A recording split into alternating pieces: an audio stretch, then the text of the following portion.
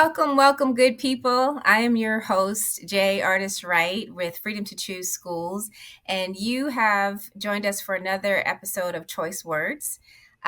This episode, this time is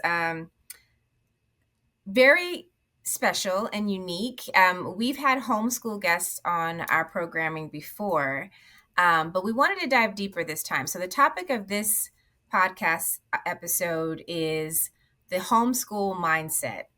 And I'm excited to have our guest, Dr. Myiesha Taylor, join us for this episode for several reasons. One, she is a certified medical physician who homeschooled three children.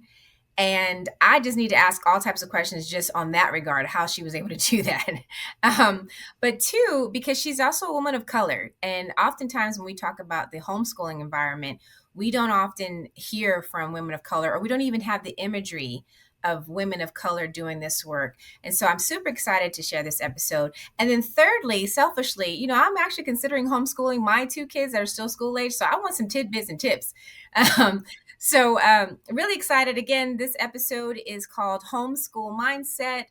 My guest is Dr. Myiesha Taylor, and we want to go into this episode reimagining our children's passion for learning and how that shows up when we actually give them all the tools and insight from a mother's perspective. Because when you're teaching your own children, you got to have a lot of patience, but it also takes a lot of heart. So, Dr. Myiesha Taylor, thank you so much for joining us. Thank you. I'm so happy to be here.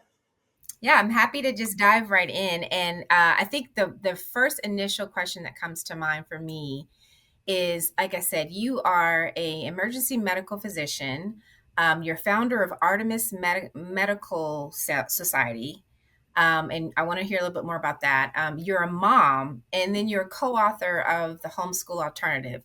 How in the heck are you doing all that? I think that, leading the discussions, I'm happy we're saying it kind of right at the top.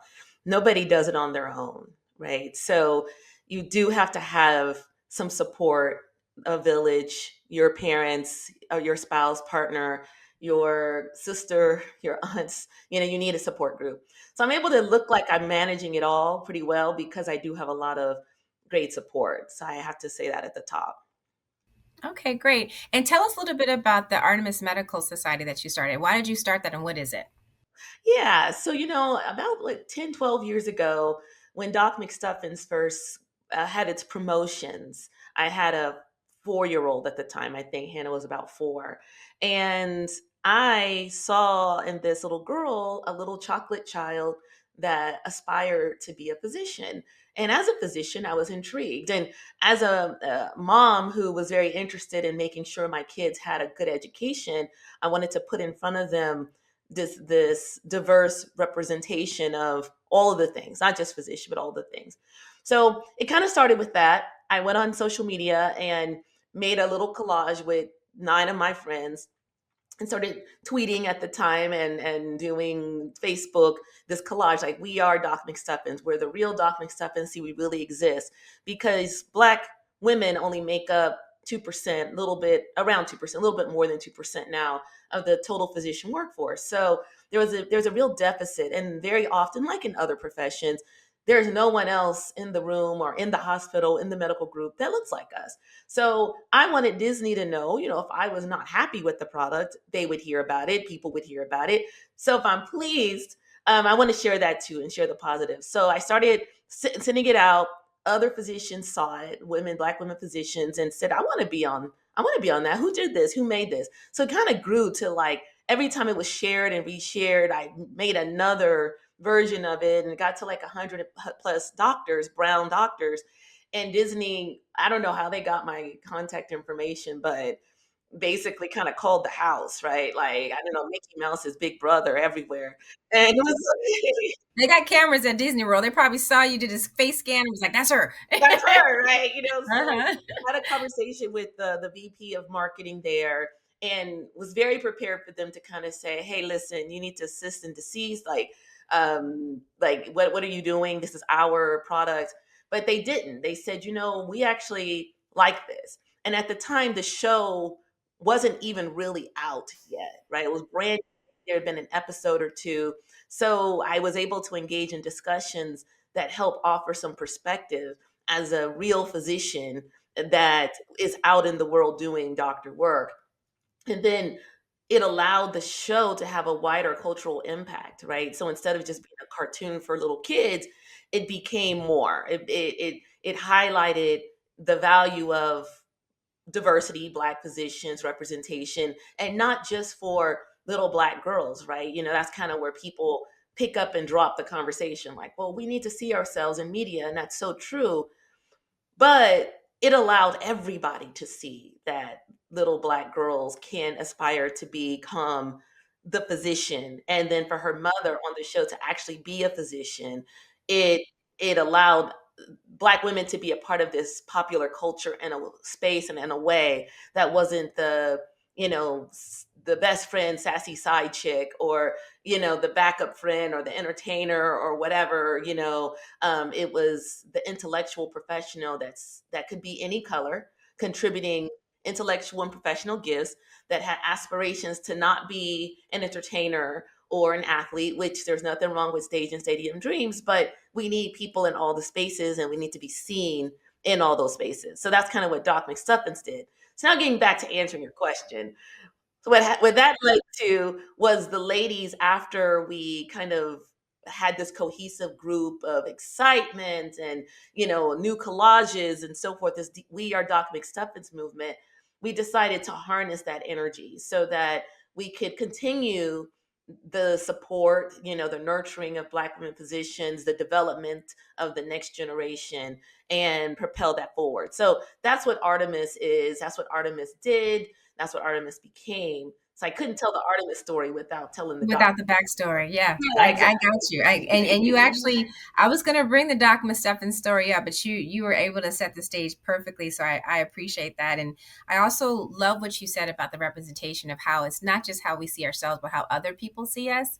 I think that is actually true to even why we're doing this podcast, because oftentimes there's a typecast of the type of Black mother we see in the space of education. There's a typecast of the type of homeschooler we see, and we want to break down all of those stereotypes and be able to present a variety of interests and points of views, because that's who we are as people. I mean, we are not monoliths in any capacity. So thank you so much for that. So you decided at some point to dive into homeschooling. And I'm curious to know, what did you see in either one of your daughter's experience that basically led to you to say, I'm convinced I got to do homeschooling now? Yeah, so that's a great question because we did not start off thinking that homeschooling was something that we could do or should do, right?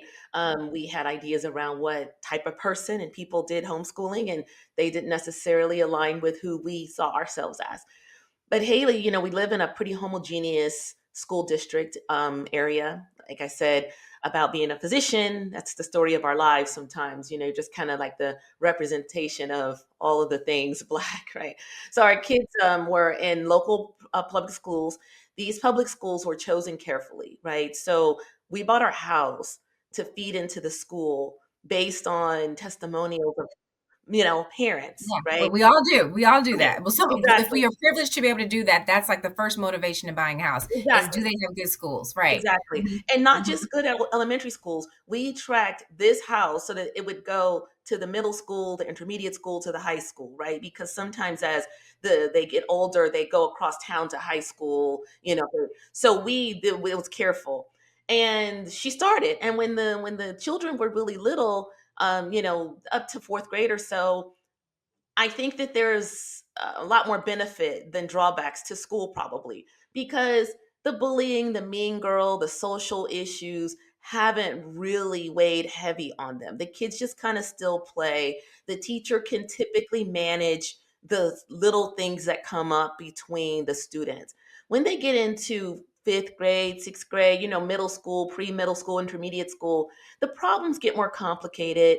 The hormones start to add layers of issues, and not all Drama. the yeah, drama, not always Mhm. all negative, but distracting, right? And when the distraction comes and then your own child is trying to find their place in the world and how they fit into society, I just felt like, I'm spending so much time unpacking.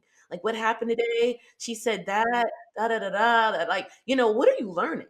Like, I mean, like, like you go there for 6 hours a day or whatever, and I spend 2 hours unpacking all the stuff you went through for the 2 hours. You have homework and so forth and so on, trying to do all the things. So when she got into fifth grade, this is my oldest, so this is a new experience.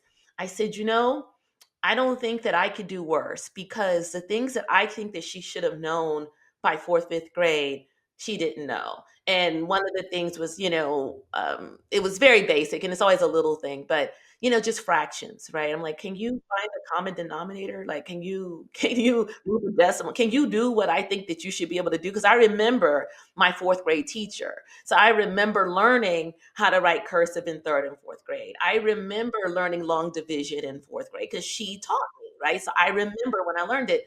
And here my kid is in fifth grade and she doesn't know how to do those things with proficiency, but she's Right. getting all A's, right? Like, she's getting all marks. Oh, wow.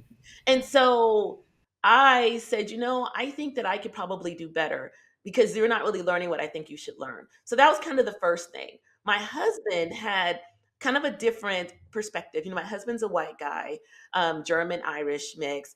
And he felt like, well, I think that this is a very, has a lot of micro and macro aggressions, implicit biases. It's just a very hostile environment for kids that are different.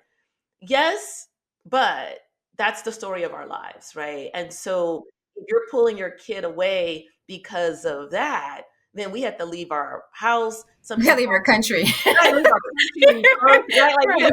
Uh-huh. so that wasn't my motivation, although it became something that he talks a lot about. It was really, Haley, what are you learning? What are you learning? And what you're learning is how to survive in South Central, right? Right, right. But let me stop you there too, though, because you bring a good point up that I come from a multi-ethnic family as well. And I think it's interesting, even that dynamic, Dr. Taylor, that for our perspective as people of color, we just naturally think that we're supposed to accept those implicit biases and microaggressions. It comes with the territory. Like, it takes someone who is not of color, who does not find that acceptable, to be like, no, wait a minute. Like, you do not have to accept that, right? And I appreciate you even naming that from your spouse. And kudos to you guys for doing that, because that is, I mean, other kids don't accept that, and we shouldn't have to accept it either. And that's a value proposition that we'll get into later, but like, that is something that's real, that is a real indicator of like, is my child in a good school? Right, right. And then good school, good environment, right? So, because everything, and that's the homeschool mindset, right? Everything is school. Your whole life, every place you go can be a learning opportunity. And we say that, but then we don't effectuate that, especially with our kids, right? Formal learning is the best learning, and it only happens in the four walls at an institution that's designated by the government within a certain distance from your house. And your child sits in this room with other random people for 9, 10 months out of the year for 40 hours a week, just because they happen to be born in the same birth year. They have nothing in common. There's no other connection. How is this the best environment across the board for everybody? And can we also mention the other parts of that too, as far as just the level of education? Like you said, I mean, here she's not even proficient, so you're in a situation where you're just kind of being pushed through a system that's not really checking in individually on you to make sure that you're actually getting the needs that you have to have. Yeah.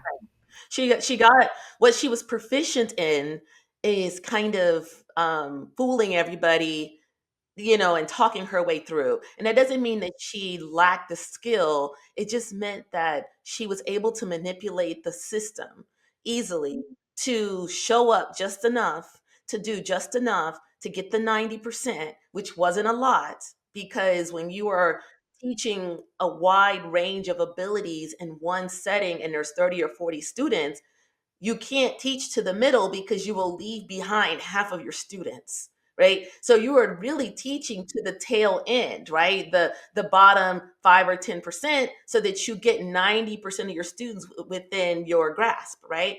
So it's easy to call in those grades, right? It's easy to sit there and daydream or whatever, listen to a secret earbud or whatever you're doing. And then when the tests come, guess your way through to an 85 without studying or doing any homework. And that's kind of what she was doing. She's a smart girl and she was just able to like just show up. And that was better than, 80% of the other kids by happenstance. So that was sufficient. And it just wasn't for me though, right? Yeah, and I'm gonna stop you there too, because being now that we've lived in Texas for 3 years, I've found that there is something about the bigotry of low expectations that I find as well, where they're not even expecting you to do more, especially when you factor in all that stuff, and you're triggering a lot in me right now. I'm like, I'm about to pull my kids out of school. No, but really, it's like I'm so glad we're having this conversation, and I hope that our listeners are tuning in. I did want to also point out that this is not an anomaly. I mean, we just recently did a uh, a polling of Black and Latino voters across this country, and there was two things that came out that are very much aligned with what you're just saying. The first was 81% of Black voters, parents, felt like racism was very much involved in their classroom. So to the extent of what you were naming about the microaggression, implicit bias. The second thing was the uptick in homeschooling that we saw, and the ability to choose, to choose different options. And I want to just name this really fast, and I probably should have said this before we dive right in. However, since 2020, we've seen an uptick specifically in Black and Latino families to choose homeschools. And so much so that for Black communities, it's pretty much increased to a level that is unprecedented. So before 2020, you had levels around 3%. Now they're at 16% and continuing to grow. And so again, like as I talk to you, you are amongst a growing group of Black parents, Black families, Black students who are looking for the homeschool model. And I would be remiss not to share that, because I think it's important to name that, like, although you are very unique, and I'm loving this, and we are all unique in our own divine way. I think when we look at the homeschooling model, we are seeing an increasing interest from Black and Latino mothers and fathers and families in general. One, because of that implicit microaggression you talked about, and two, just the need to attach cultural relevancy to what they're doing in the classroom. What are some of the myths and misconceptions that people have about homeschooling? Yeah. And can Yeah. you speak to that a little bit? I think the largest one is kind of how you've touched on one that I am gifted in being able to teach my kids, right? That's something that I enjoy. That's my ministry. It is not, right? Like it's not at all, right? Oh, So wow. no, like so my kids, if they're doing math and I explain a concept, by common denominators or whatever, and they don't get it, I'm literally after one explanation, like, well, what part don't you get? And they're like, Right. no, I didn't get any on that. And I'm just like tweaking almost, right? Like, Just like what your eyes are switching. You're part? just like, ah, yeah. Yeah, like articulate what you didn't understand about the clear direction that I just gave you, right? Like, so Uh-huh. I'm not the one. I think a misconception is that you have to love teaching. You're not raising kids, right? You're raising adults, right? So what do you need? What tools do you need to recruit to help you make these little souls into self-sufficient contributing members of a society that are well adjusted, period, right? And you know that better than anyone. So it's not about curriculum necessarily. That might be a part of your plan. It's not about whether they know how to do XYZ thing by ABC time. How is that relevant? It really is about building them up. So, what do you bring into the home, or where do you take them in the community where they can get what they need? And that is homeschooling. Is not sitting at the kitchen table with workbooks, yelling at your kids as they pretend not to understand a basic concept that you just explained 5 times. I don't do that. I hire a tutor, a college student, comes to the house 2 3 times a week, works with all the kids. So I think that a misconception, like I said, is that you're doing this all by yourself. You can, but that's not really what the idea is. The idea is to be the facilitator of raising these humans, period, right? I love the way that framing is because again, it's even helping me think of that differently. And I also feel like as you were describing kind of like the systemic education system that we have, like going to school 40 hours a week. Now, I'm like, how boring is that? Like if I was a child, I'd be like, I am done with this, right? So it definitely brings out this more of creative thinking around what does it look like to educate, right? To educate our kids because it's not just homeschooling. Like you said, you are preparing these citizens for the world. You're nurturing them. We had another guest on our show, Dominique Lee, who actually has a model of wraparound services that he does, which is very similar to what you're naming. It's like it's not just a matter of what happens in those four walls in the classroom, but it's like did the child come up, show up and it was fed? How was their health care? Have they gone to the dentist? Like and for him, he's able to incorporate that in a learning environment that's still within a school building. Again, these are all options. These are all alternatives, and I'm loving what you're describing from the homeschool mindset because a lot of people don't see that. A lot of people's interpretation is I'm sitting my child down at the dinner table with all these books in front of them, potentially a whiteboard, and I am my personal self trying to teach them every subject I can possibly teach them. Right, right. That is not it. And then carefully, added to the book, right? Because my philosophy is truly one that is holistic. Is the homeschooling mindset? The reason why it's a mindset is because you may need to use public school, but the mindset means that I'm recognizing that public school is one tool. I need daycare. That's most of that's usually the reason why people put their kids in school. I got to go to work, and this little person has to go someplace, and I want them to be safe, so I'm gonna put them in their little crate or their box, and they're going to be there until I'm able to pick them up after I make the money I need to make to pay for the bills so that we can have a life and eat tonight. Like that's a reality. That's legit, right? I mean, I don't think I have any friends that that's not their reality on some level, right?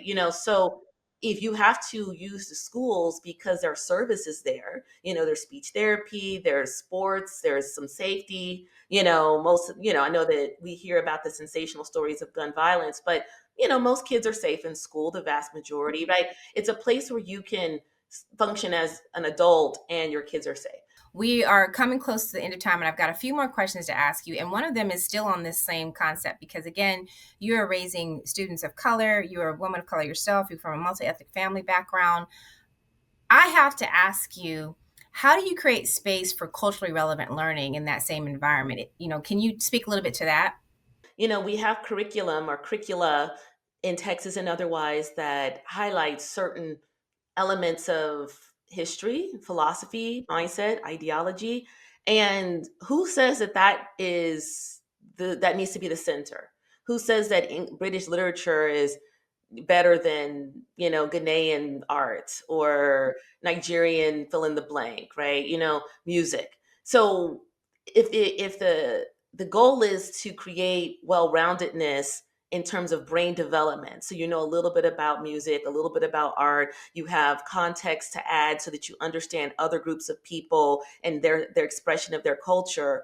Why are we not choosing groups of people that maybe our child can see themselves represented in as opposed to erased? So when we do Shakespeare, in other books, right, other authors or music, Beethoven, where are they're completely erased from the curriculum. So it's no wonder that, at some point you're kind of like, I'm not really interested in this. And then when you talk about history, if you're relegated to, hey, you know what, you used to be slaves, you're not anymore, you're welcome. Oh, Martin Luther King.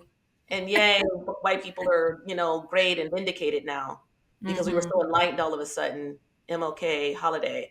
Like you can see how, In like, you're 28 like, grade history, right, yeah. like that's an important part of history to talk about as attempts are being made to even erase that little piece. But what about where I contributed or people like me contributed, right? Not just in America. America's small and new. I'm talking about ancient, like, greatness, where everybody was kind of brown, right? Like biblical times, right? Like, can we pull out something where I can identify with? And then if I am able to find somebody that has that curriculum, and my kid can read those books and watch those movies or watch those documentaries, and then we have discussions in a group, we have discussions at dinner, we have discussions wherever, maybe even on platforms, right? You know, there's a lot of online platforms where they can do discussions with other people, and I did some of that.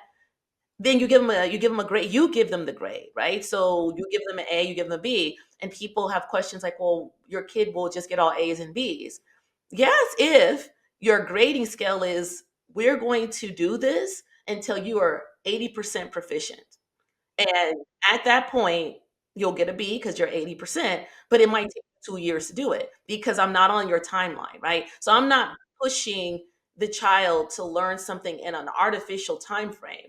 I am giving them what I think they need to know, and I'm evaluating them based on their level of demonstrated knowledge in the amount of time that it takes for them to get to the level of demonstrated. So yes, then they do have better grades, but grades are just nothing, right? But you have something that you have that you can adjudicate and then showcase so that they can get into school. So, you know, with Haley, she got into college. I started them in junior college, community college. I think they know their ages better. I'm starting to forget it, but I want to say she was like 12 or 13 years old, and then transferred to TWU, which is the university, because you know if you do the backdoor college route, you know you do community college, you get the first 2 years done, you transfer in, you get a transfer scholarship, and you get into any school, especially in Texas, where you know a public school with the community college degree and all those credits transfer. So that's like scholarships. I paid half of the price in a full 4 year university. She graduated from there at 16. When she applied to college officially after junior college, so now she's applying as a transfer, but this accelerated, you know, freshman. I forget, they call it like super freshman or something. She got into every school that she applied to, and we applied to 17 schools. She got into Spelman, she got into Xavier, she got into USC, she got into TWU. She had her choice of schools. Then she graduated TWU at 19, I mean at 16, and had to apply to law school. And we applied to 10 law schools. She got into 9 of them. The only one she didn't get into was Harvard out of TWU, right? So this homeschooling journey was not, it did not jeopardize her chances of getting into college. I think that it enhanced them. Accelerated it, yeah. It accelerated and enhanced, right? Because now the decision makers are looking at a different type of student that brings a different type of perspective from a different route, and it's intriguing. Wait, so you're 17? It doesn't have to be because she's young, but you're 17. You already have your AA or halfway done because you use the community college as your one of your support tools, right? And I have this homeschool transcript, and you did Ghanaian art history instead of British. Like, what? That's different, right? Like, what did that consist? That's already like opens the world, the whole world open, right, for them. And I think that that is what the part that's missing. And when I did it with Haley, it was like a fluke almost, right? Like we didn't know what we were doing, right? She was in 5th grade when I pulled her out of school, so that wasn't the plan for her to go to college 2 3 years later, right?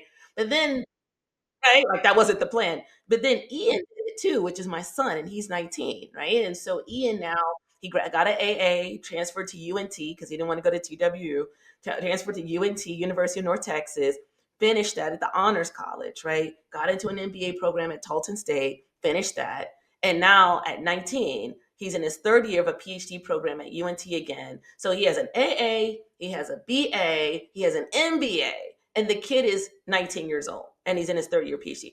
Can So we just stop? I'm sorry. We just have to pause and let that marinate for a moment. And I really want all of our listeners to take a moment to hear what you just said, because again, this is about reimagining education, looking at the homeschool model, which all most of us sometimes feel like is just completely unacceptable, out of reach, unattainable. And in some cases, when we deal with policymakers, they don't feel like it's sufficient, right? There's always, oh, we got to have accountability and assessments, where clearly we know this to be true. That as a homeschool mom, the way that you've homeschooled, um, you couldn't have passed your kids through and thought, oh, my kids are just brilliant, and then, send them off to USC and law school without them being proficient and obviously knowing what they know, right? Like they're Even if you had a leverage of privilege and a leverage of acceptance at home, clearly you did your job to get them to the next level, right? Right. I just want to make sure that that moment is not missed, because I really feel like some people are like, oh, of course she got her, of course all of her kids got an A, of course they did this, but no, this is Dr. Taylor has college graduate, post-bac graduates now at the age of, it's still in their teenage years. So I'm sorry to interrupt you, but please continue. Right, and I even grade them, right? And so when they're in community college at 13 years old, I'm not sitting in class with them. I'm sitting outside of class because they can't drive yet. I'm not talking to the professor. The professor only wants to talk to the student. So the only way I can communicate with the professor is through email with the student. So, okay, Ian, let's pull up your computer. Okay, open up your email. I want you to write to this teacher, or here, never mind, let me draft it for you. Yeah, stay right here. So, where's that assignment? When is it due?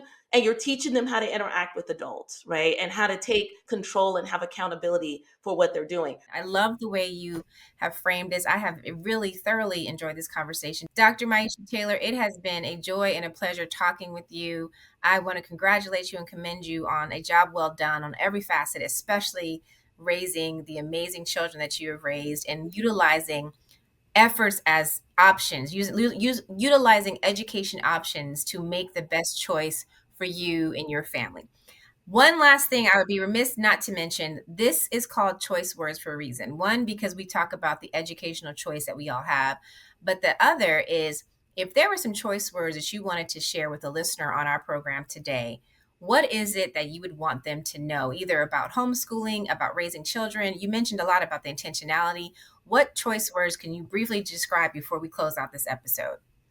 I think that I would probably tell, the sister Black mom, as the book was written for, that you have more power and influence than you realize. So take it, use it.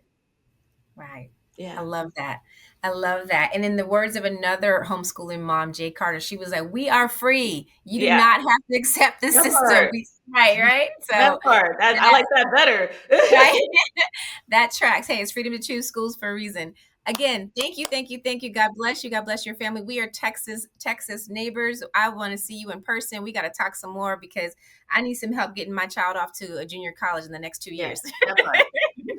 That part right there. Well, stay tuned. This is us wrapping up, J Artis-Wright, wrapping up another episode of Choice Words Podcast. We thank you so much for joining us. We hope you enjoyed our show. And until next time, stay free, stay agentic, stay powerful. We love you all. Thanks so much.